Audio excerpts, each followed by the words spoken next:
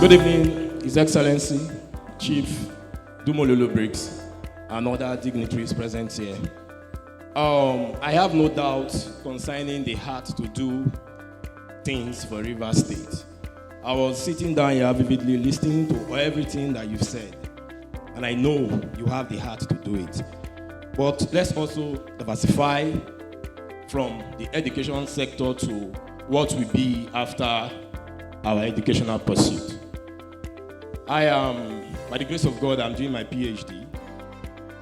Now, when we leave school, we should be able to have a state where industrialization is a keynote. Rivers State should be a working state, a production state, whereby you have factories, you have industries, different places producing different things that will give employment. Then secondly, we should also look at what we call the tech hub. In Lagos State, things like that operate. There are a lot of us here that have ideas in the tech business. Some of us have ideas on things that we can do with tech. But because we do not have that support funds, it is very difficult for us. So I want a Rivers State whereby there will be a tech hub. People will come and show their business ideas. From there, they can be supported. Because I believe with all this, students will not understand to vote right if it's in doing after school. So please, Excellency, I am appealing to you that outside education, look at these sectors that can make us as students and after school have a better future. On this, I see no reason why students will not vote for you when come the election day, if they have all this in line as your promises. Thank you. My question is, having heard what you've said, I would like to ask you, how do you intend to decongest Port Harcourt City and to spread infrastructural development to touch across other local governments? Because looking at the tertiary institutions, they are situated in Obiako local government and Port Harcourt City. So I would like to ask how you intend to work on that. First of all, I would like to congratulate you for finding the courage to do a PhD. You know, it was the dream of my father, because he had barely 4 years of formal education. That when I went to school, I went all the old hog and did a PhD. For some reason, I didn't find the courage to do a PhD. I stopped at just the master's level. I have a master's degree from the University of London, but I didn't have the courage to do a PhD. So I'd like to thank you for finding the courage to do a PhD. And I'd like to encourage all of us, you know, to try to go to the extent that we can. Most times when you have a PhD, the expectation is that you're going to go to universities to go and teach. And when you see that lecturers are not getting paid, promotion hardly comes, you know, it becomes a disincentive for people to want to do a PhD, you know, so because they don't want to go to the universities to go and teach. But clearly, as I've said, what I possess is not just the heart to get things done. If I give you more than what I have in my heart, it's what I have in my head.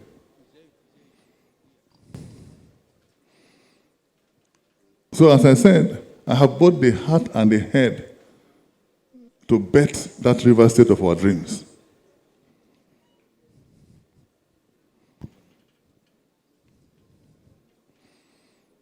So I know that we need to diversify even the economy. We need to expand the economy to accommodate all of us. And I have put a study, and I've always said, when you ask economists to run you a program about what can be done in Rivers State, and they tell you that the biggest revenue earner for Rivers State is not even oil and gas as you know it today, but agriculture and tourism. So when I say that we shall make Bori a city, it also answers her question, which is that we are going to have cities from outside of just Port Harcourt and Obiako. And the reason we'll be doing that is because we understand the tourist attraction that we can draw from there. I am Calabari. I am not unaware of the fact that there is no tertiary institution anywhere in the entire Calabar area.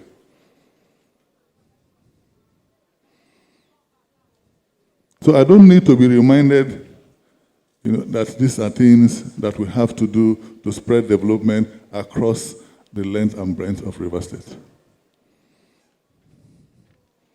I don't need to be reminded at all that these are the things that we need to do to grow the economy so that we can even have the necessary funds to invest in our education.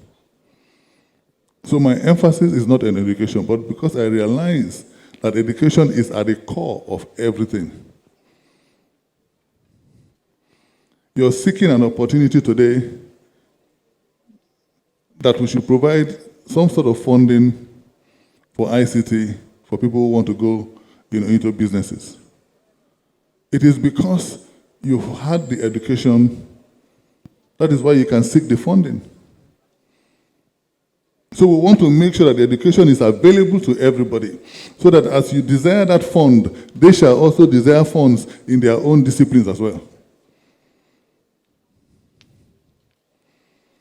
Education is what can bring about the development of each and every one of us. And so we understand it. Let me just tell us. When they call this place the oil rivers, it wasn't because of crude oil. The British flocked into this area in the 19th and 20th century, not because of crude oil, but because of palm oil. And in this state, we had a company called Reason Palm. We no longer have it. We had water glass industry. The whole of Transamadi were filled with industries. We don't have them. So I know that we need to grow the productive base again of our economy.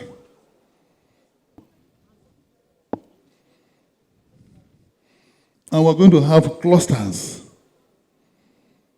so that these things are spread across the length and breadth of the state.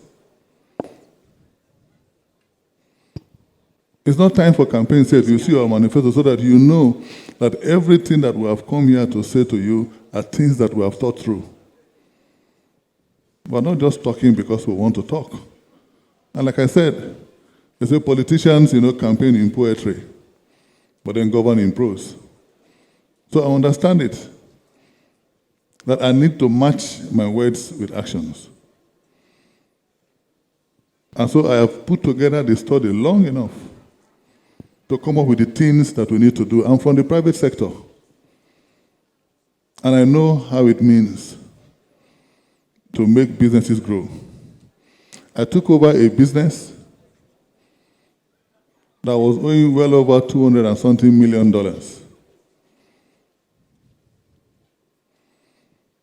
And in 2.5 years, we repaid all our loans. I'm not talking about 200 and something million naira, $200 and something million.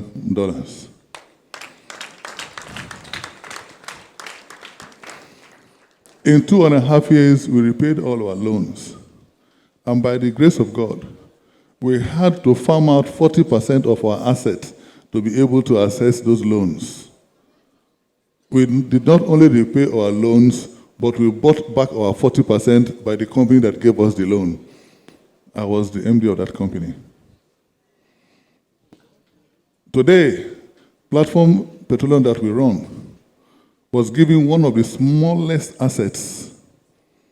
Our production has not been anything more than 2,000, 3,000 barrels. But we've been able to manage our wells and our reservoirs so successfully. And we've done very big things. And we're one of the trade companies that formed Seplat. It was Platform Petroleum, Shiba Petroleum, and Morel and Prom of France. Today, Seplat is the biggest indigenous oil and gas company in Nigeria, quoted both on the Lagos and the London stock exchanges.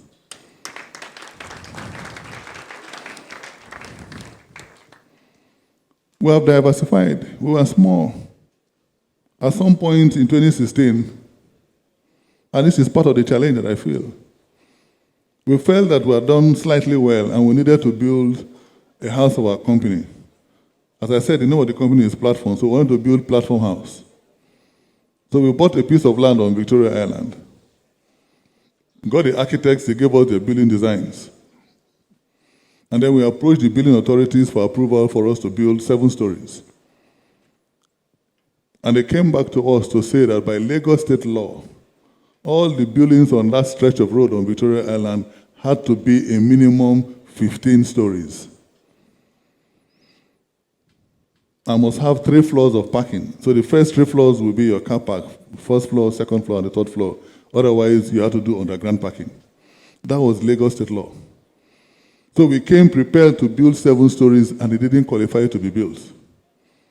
So we went back to the drawing board, called the architects, they did their beauty parade, and we went back there and we built 19 stories. It is called the Greystone Towers. It's there standing on Victoria Island.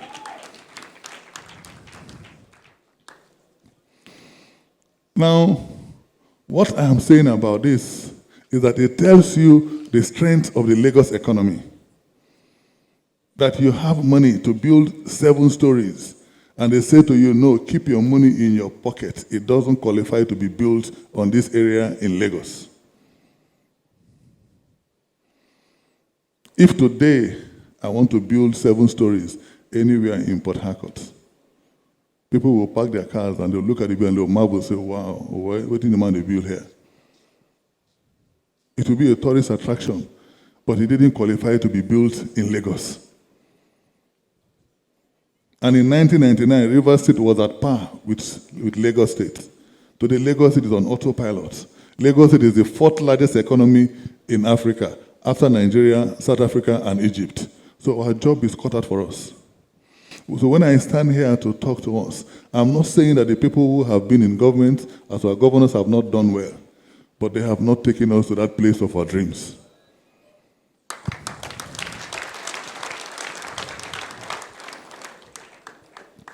And that is where we want to go.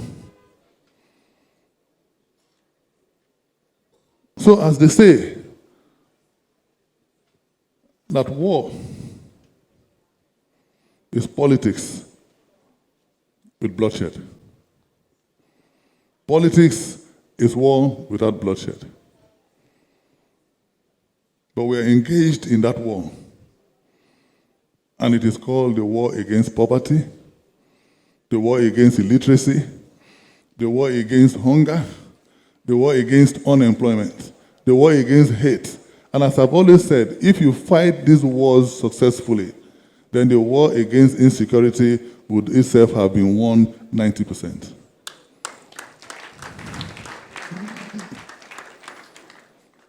So I'm coming into government to fight war against hunger, war against joblessness. We need to move people from poverty to prosperity. That's our mandate. We need to create billionaires and millionaires of all of you. That which you conceive in your heart, you can make it your reality. And all I owe all of us is sincerity, transparency.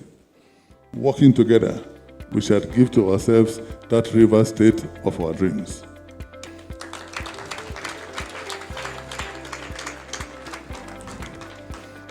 But what I'm saying is that you know that this is the dream.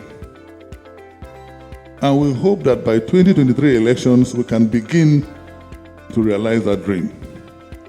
But let this dream be in the hearts of all of you. So that even if for some reason we don't achieve it in 2023, let the dream not die in all your hearts. And so that you all know that you owe it to Rivers State to awaken us from our slumber. Because Rivers State has a lot of promise, the promise of a great destiny. And that destiny, to bring it about, is in your hands.